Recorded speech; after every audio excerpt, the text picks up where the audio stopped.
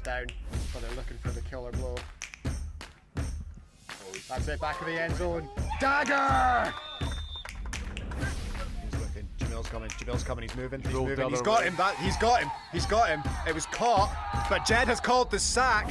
Incomplete. He called the sack. It's 2 points to the Hammerhead. An unbelievable sack there by Jamil. This is the last game of the day. It's caught and it's in. It's a touchdown. That's it. It's a touchdown. The last play of the game. The clock is at zeros. That's it. Your Swansea Hammerheads are advancing to the Division 1 final, having knocked off the 2 seed and having knocked off the 1 seed. Alan Young, you look absolutely stunned.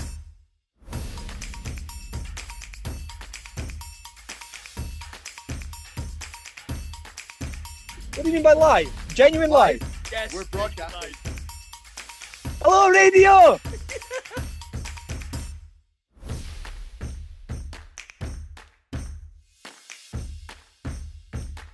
And now, a new episode of The Way We HNC It.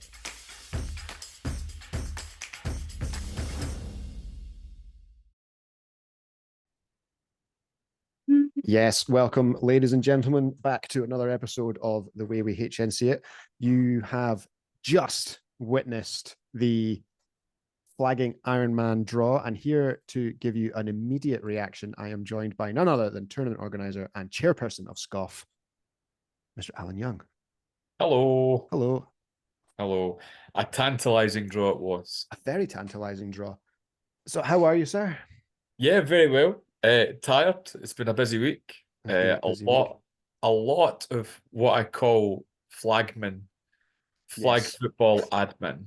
It's been a flagman heavy week, but you know, all the fun stuff like the kids team and GB and the Winter League and all that doesn't happen if we don't do the flagman. Don't do the flagman. Junior Winter League, yeah. How was it? Like it looked like a good day. All of the feedback so far that I've seen publicly has been very positive. You know, it was a great day. The level of the U16 is great. The Bombers are very impressive. Like there's a couple of young women in that team that are going to be GB athletes in the future, which is really exciting to see. And it's Winter League's doing exactly what I wanted it to do for the U16s this year. It's given them, because Nick has been good enough to bring his team up, it's given the Scottish teams a new flavour to play against, and the short games are good for teams that are less experienced, who are developing, because the scoreline never really gets overly out of hand. Well, a couple of them have, but you know, you just learn from these moments. And the progress, and I'm going to name the Grangemouth Colts, the progress from game day 1 to game day 2, the scorelines don't look that different in some regards, but the quality of play is different. So you got to give it to them. That's so good to hear. And also 3-on-3. It's interesting. Under 12s 3-on-3. Tell me everything. 3-on-3. It was, I think, to me and John and Tree particularly, it was a culture shock. Like the way they've got the rules, there's penalties, but there's not penalties. They stop once the team reaches 24. That was it. They'd won. Which was, again, I'm just like, well, that's not fair. If you get the ball first, you've got an advantage. You know, Atlanta Falcons love this. Yeah, the history would be different.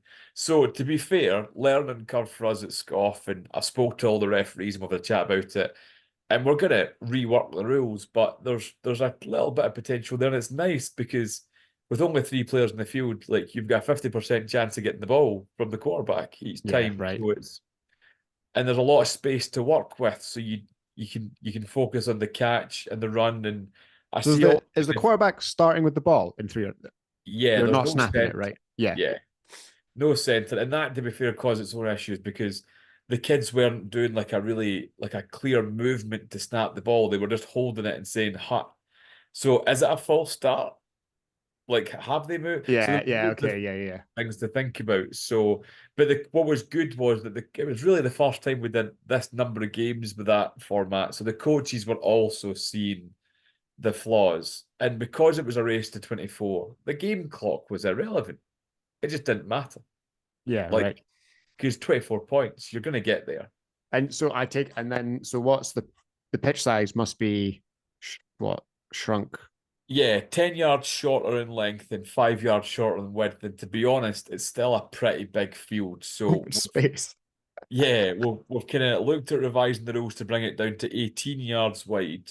And we'll try that. And if it's still a bit big, we might bring it down to 16 yards wide and kind of go from there. But I think, it's all a testing ground. We need to grow flag for the young ones. And somebody has come up with this idea of 3-on-3, and it's fun.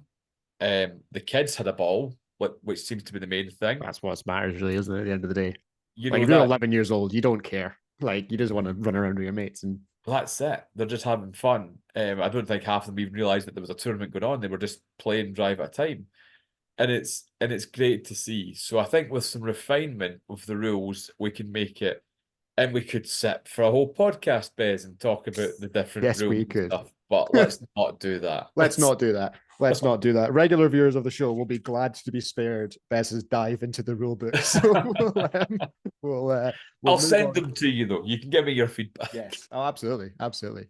I'll try and. I did read the brief text that was sent into the group chat and tried to visualize you're in it. it.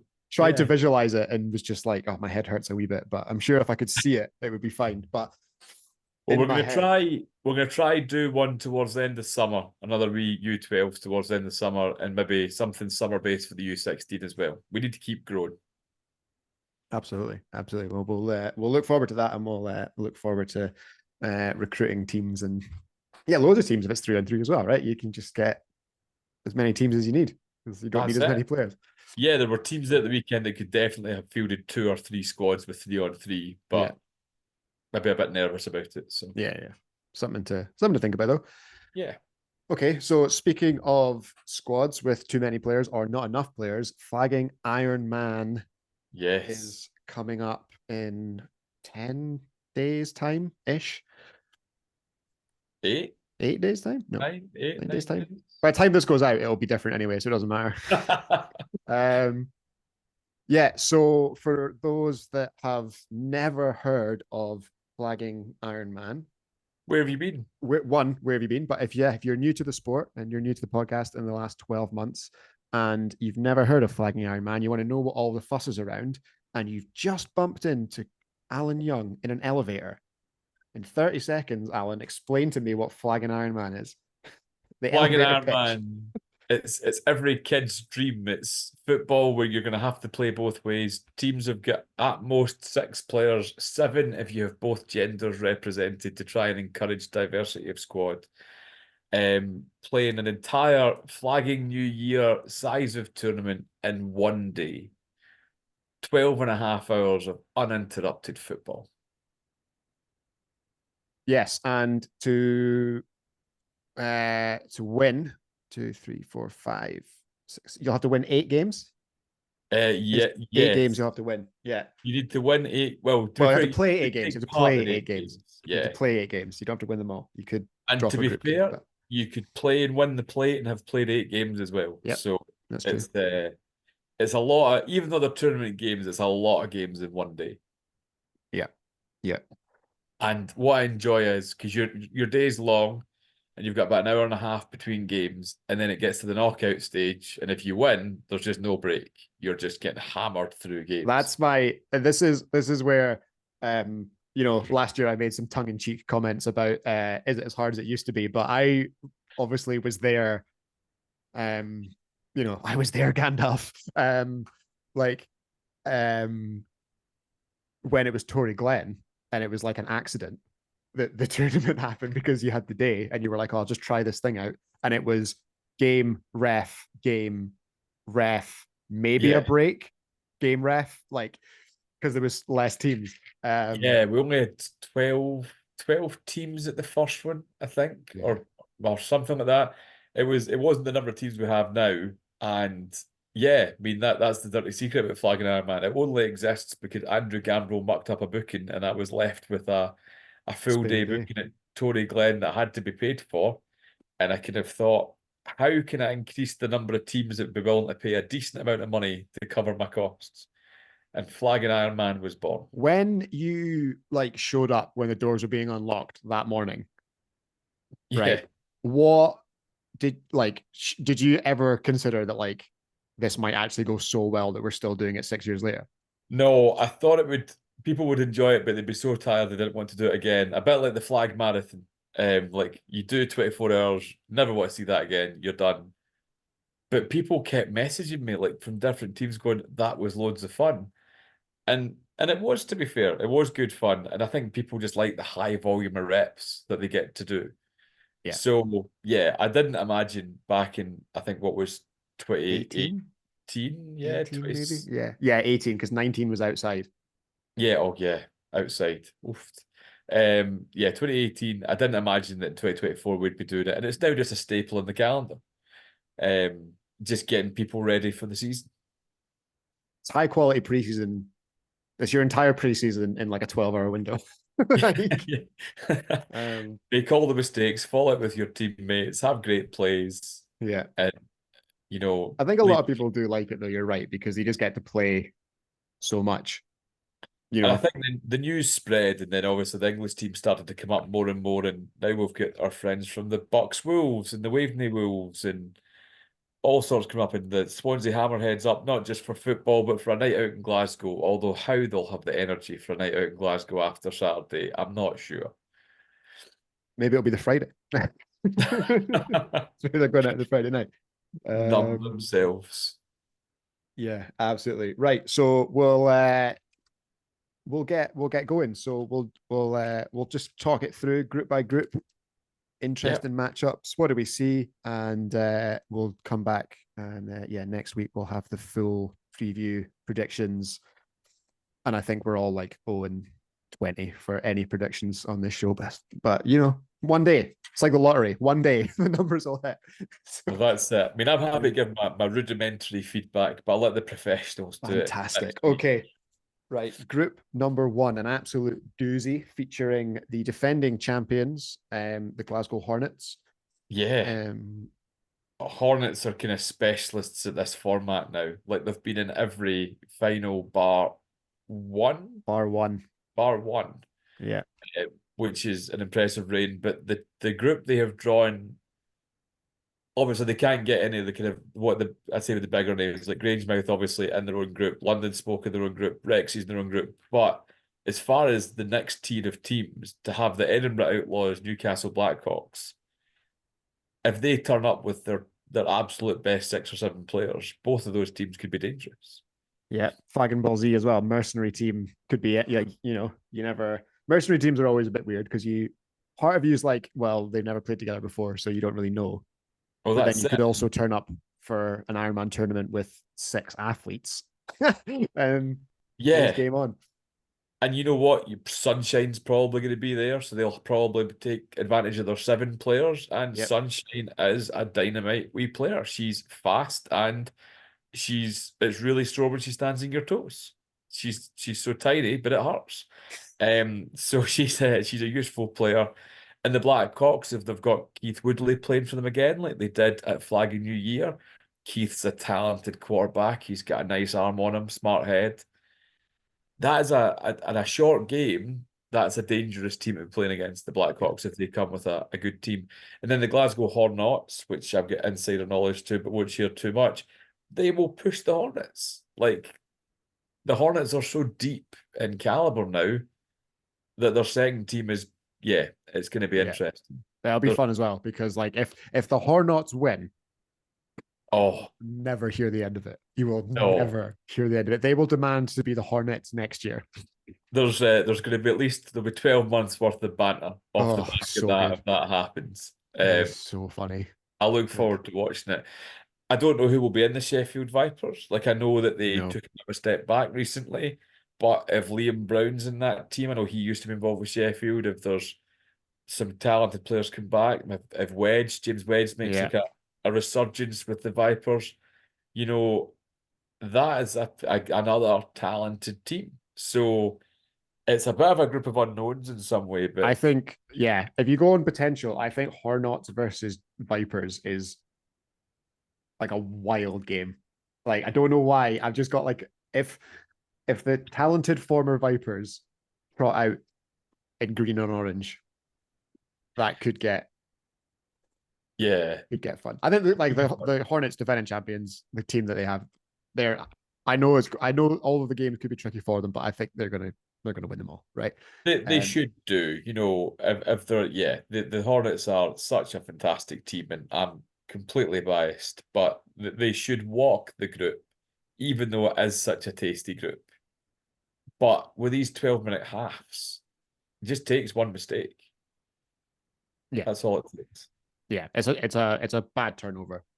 Um, So, but how do you feel about the next group, Bez? Because you have some interest. I'm vested interest in the group, obviously. Rexy's Midnight Runners returning to the site of their initial hatching.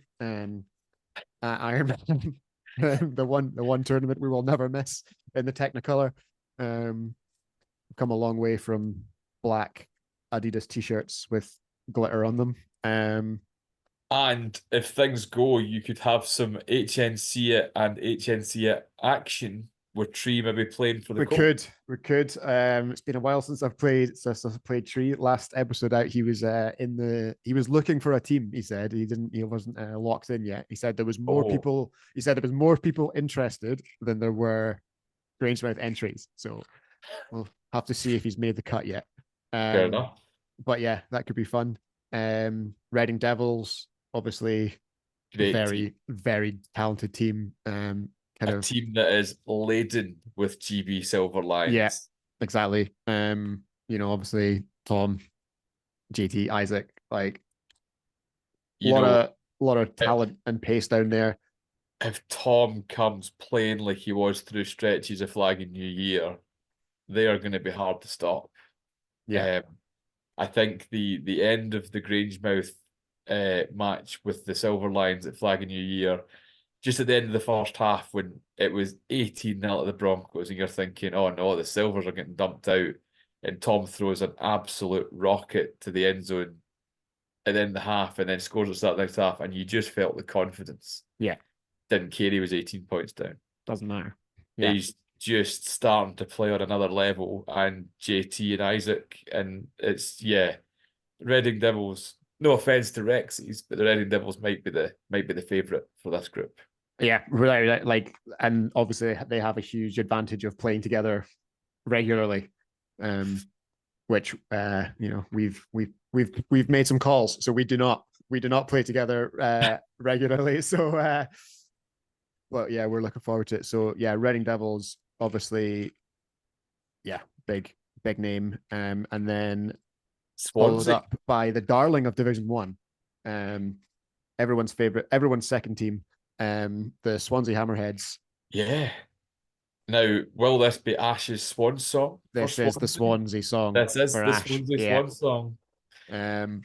So yeah, Hammerheads back. They'll be excited to get Reading again.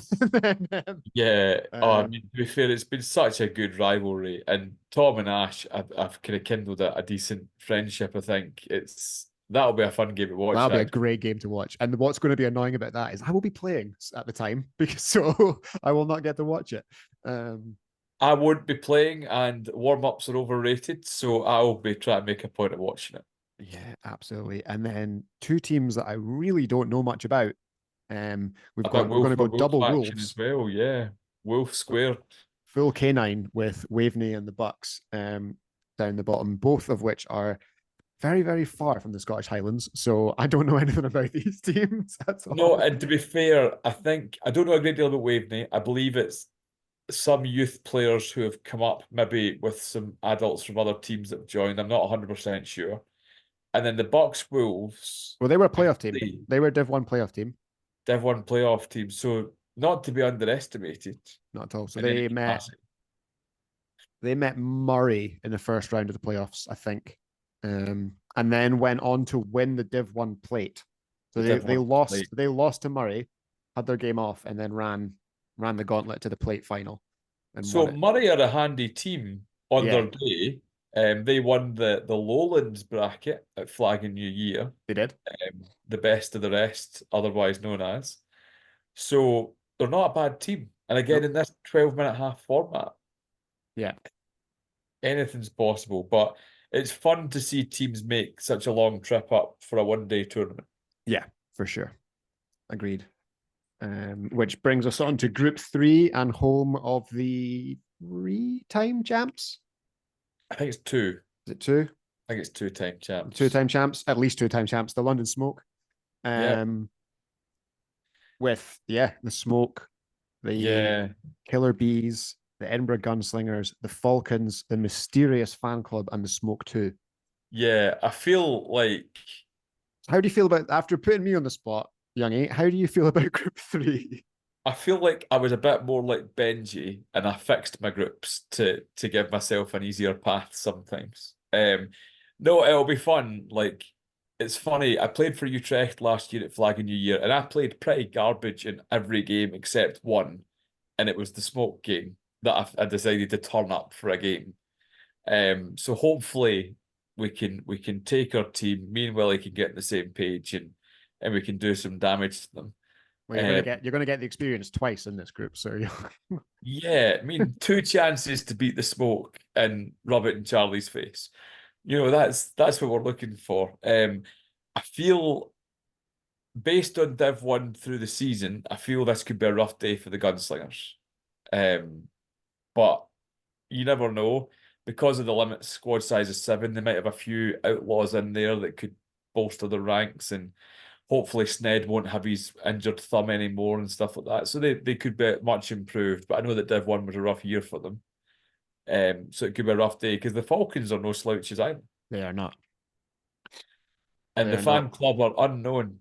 Who will know what the fan club brings? I've been sworn to secrecy. The biggest question about the fan club is, if you're going to be secretive and you're going to have a fun name, you better have fun uniforms. That's all I'm saying. If you're going to do that, you got to look good on the day. So I think you're going to be disappointed with the don't uniform thing. Not with the quality of the team, but with the uniform thing. Okay. So I as much as it's a bit sadomasochistic, it's a Smoke 1-2 here for me. I think both teams are going through. Yeah. We'll see. And then the current MVP holders. Yes. With Dante. Last year's runner-up, and what was it was a great run from them last year. You know, they were Flag and New Year finalists as well, and the final here last year, start the season.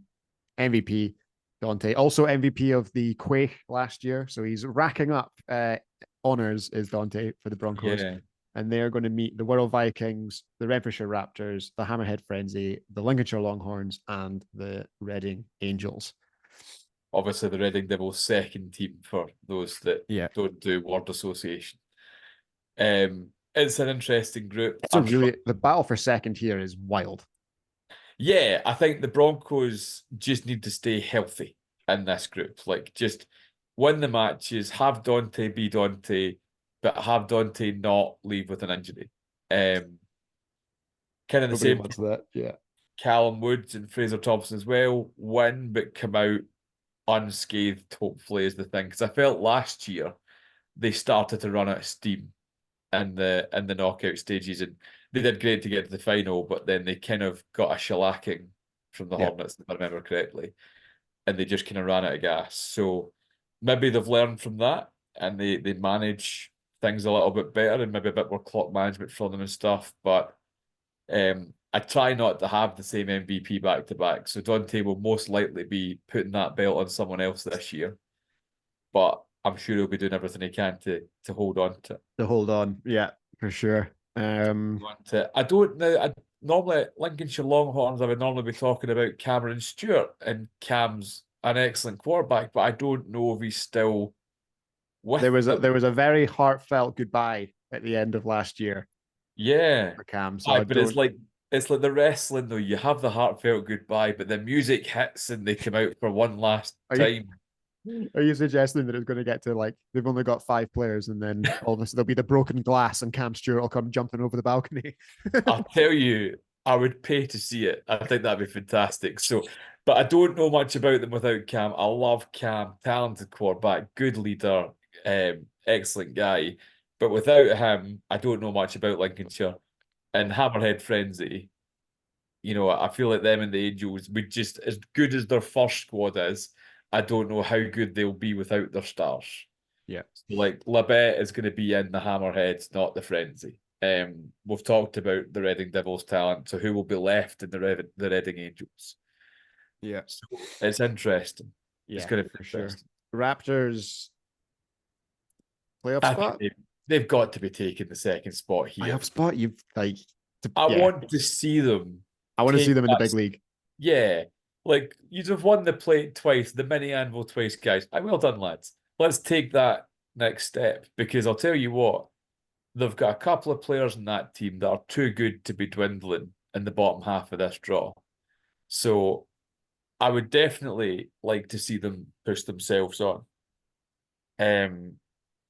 Yeah, I've lost my train of thought now, so I'm going to pass back So to you. with the a wee bit of time to go. So with the top two, is it top two playoffs, and then the next two are the plate.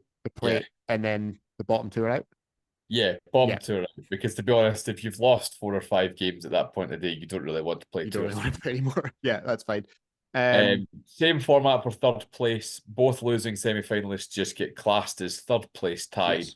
Nobody wants to play another match on an Ironman day. And in all honesty, no one remembers who was third, but there'll still be bronze-tinted headed hammers Well, for that's good. those good. losing semi-finalists as well. Yeah, I think I have there's a shoebox somewhere with a couple of square semi-finalists in them. I have a couple of those myself. Yeah. Yeah, they're sad to look at, but I had fun both times we're with the Cobras. So no Cobras this year. No Cobras. Yeah, no Cobras this year. No Cobras. But you are a killer bee, so at least you're still. I am. I'm a killer bee. And not just for Christmas. So yeah, I'm there. I'm looking forward to it. It's gonna be a good day.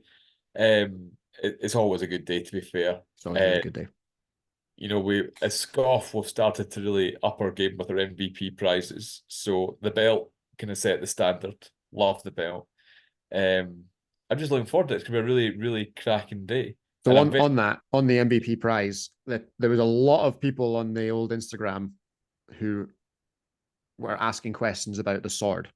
Yes. What were they asking? Basically, did they take that on the flight? So I mean, I know the answer, but to put everyone's mind at rest, Alan, how did the gentleman from Florida get his sword home? It's currently still en route to Florida. With the good people at FedEx will be taking it there. I hadn't really. I mean, my wife had thought it through. Claire had thought through that nobody would be able to take a sword on a plane with them. I mean, they could just put in a sports equipment, like it'd be fine. But I'd set a small amount of budget aside to have it shipped to whoever won it, just in case it was somebody from further afield. So the trophy and the sword are currently en route via FedEx to the land of Florida. And I don't think anyone denies that he was definitely the MVP of the tournament. Lulu, Yep. he was unbelievable. Yeah, I had a short list going into the final 8, and I'd looked at Kalikaku and their quarterback was playing outstanding. I'd been watching Tom and he'd been playing great.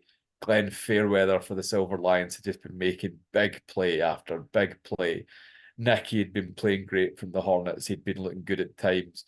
There were people, but as the playoffs went through, Lulu just seemed to make game-winning play after game-winning play, and that one-hander in the final, up the sideline at full speed, was just like, yeah, okay, there's our guy. That's him. Like there was just no denying it at that point. So, and it was just like they turned it on like really turned it on the Sunday. Like I remember just arriving, and I think they were playing, the Dominators. They had a long weekend. But you couldn't really tell. You were like, oh, I mean, obviously they're going to win. Like, they're American, they're going to win the game. But like, you couldn't really tell. Yeah. And then it was like a wee bit like I sat at the end. We were warming up because we were pitch one bound pretty much all day, all weekend. So I was like warming up at the back corner while the Hornets Bold City game was on, and I was just like, "Oh right, okay." So when they want to do the thing, they can like do the thing. Right? Yeah, I feel like there was a lot of very experienced tournament management going on. Like, just, I mean, don't be wrong, they were all picking up knocks and injuries as the weekend went on, but they were being clever about how it managed themselves.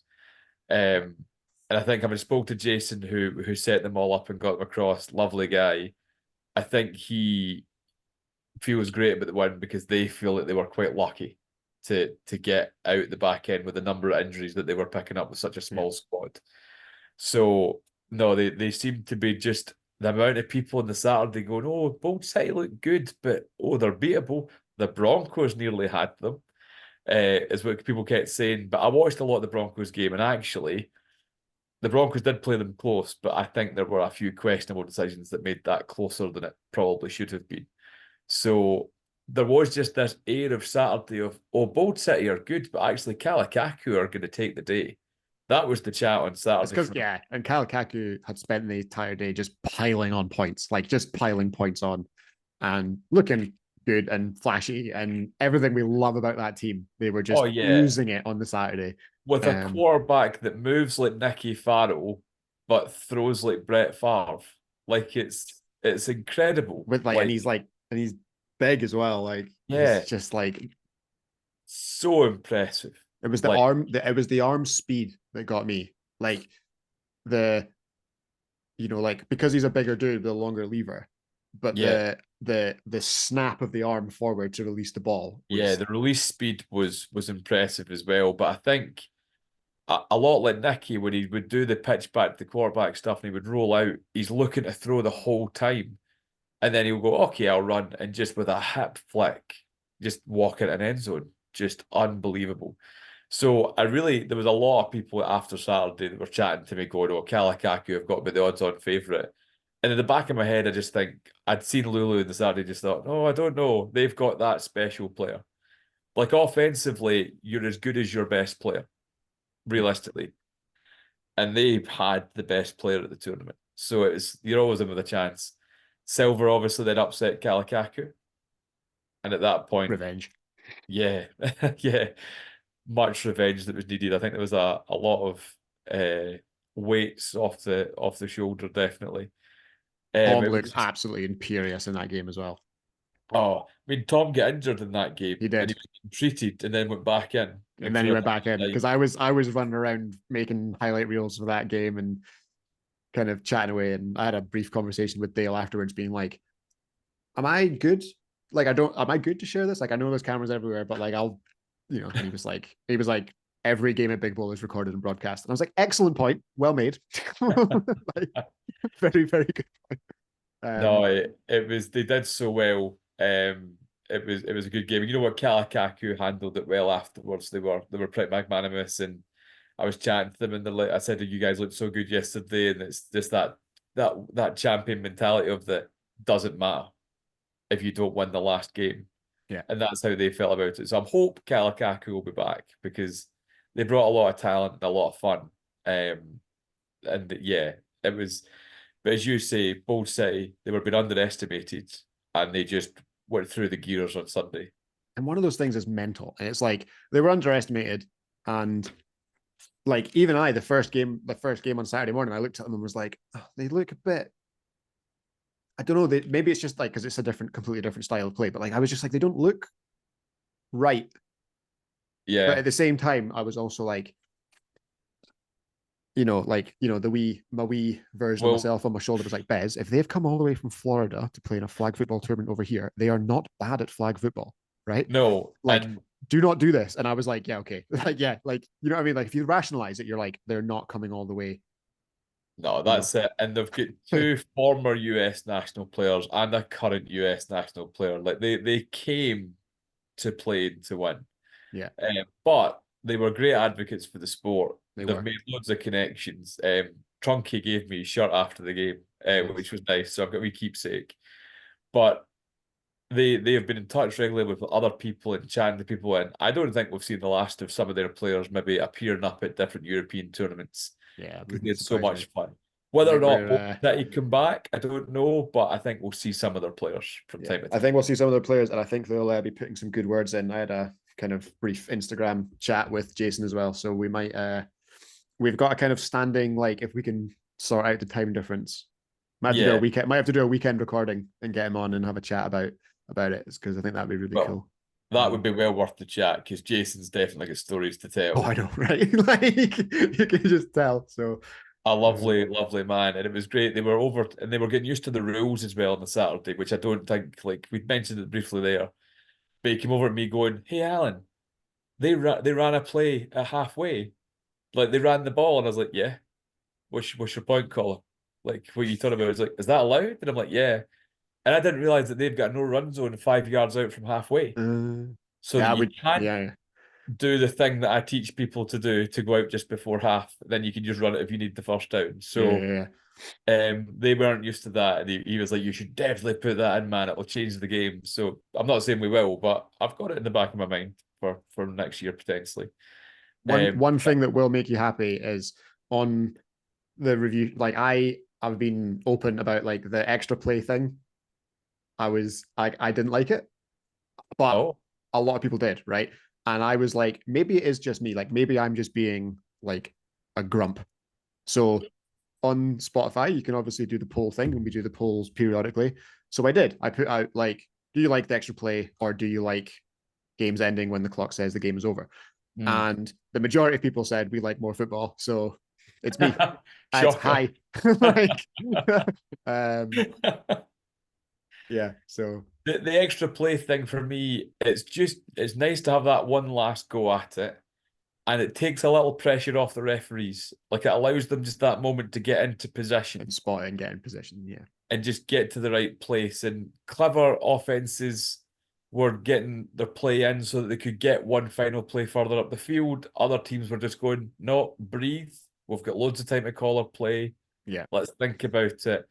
I don't think there were really that many results that changed on it, but teams were happier having Almost. one last goal. Loads of almost, but not a huge amount of Our huge. our the score that gave us the opportunity to go To for beat the two Silvers. against the Yeah. Silvers was the last play. Yeah. So like that's why I said to Tree, like I was like, in the normal world, that game was 13-6, right? Yeah. And that miracle's not there. And I was still like, I still don't think it's great. But like at the time, I was like, oh fuck, go for two. Like as soon as the referee's hands went up, you can watch it back on the film, like our entire sideline's just like, Oh yeah, you go for bull the win. horns, like Yeah. two's up, In tournament football, ties so rarely do anything for you. Just go for the win. No, that was a good game as well. Scott played some of his best football in that game actually, Yeah, and did a couple of silly things, but largely some good football. yeah. The Greg Sim revenge game. Not that he has anything to, as he's pointed out numerous times, that you can't call it a revenge game because I don't feel like I need revenge on anyone. I'm like, Greg, stop being nice. Stop He being had the nice. opportunity to be coached by Dale Kirby, and he's a pink ball winner as a result. I think. Yeah, exactly. So he's like, why? He's like, why is it the revenge game? Although we did on the morning of the first day. So Greg and I, as always, on away trips, bunk up, same hotel room. Yep. So we're up in the morning, doing our teeth and stuff. Phone message. Dale Kirby, good luck today, mate. Right. So Greg comes out after doing his teeth. I'm like, oh, Greg, I just got a message. He's like, did you get one as well? Like the mind games started at 7 o'clock in the morning. No, Dale's just that kind of guy that wishes people luck. I'm the horrible person that doesn't. Hope your train's delayed. Or no, what your star player's not playing and gutted. Yeah. Oh no, how terrible. No, to be fair, I've learned a lot from Dale, and yeah, he's the right type of person. Yeah, absolutely. Anyway, I feel like we're wittering to an end. We are wittering, and so we'll end it there. But thank you very much, Alan, for your time. Appreciate it. We'll see you very, very soon for flagging Ironman 2024. Turnify podcasts, Scoff page. Follow it all, and yeah, we'll bring you results of another fantastic weekend. But thank you very much, sir. No, thanks for having me. No worries. That is the way we HNC it.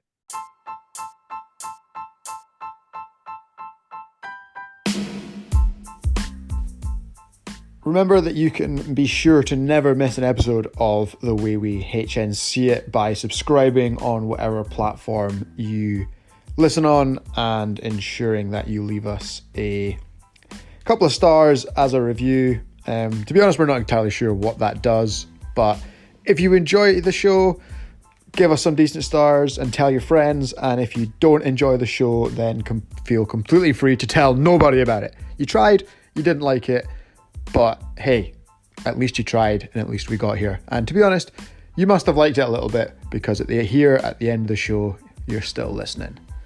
Speak soon, everyone. Have a great week.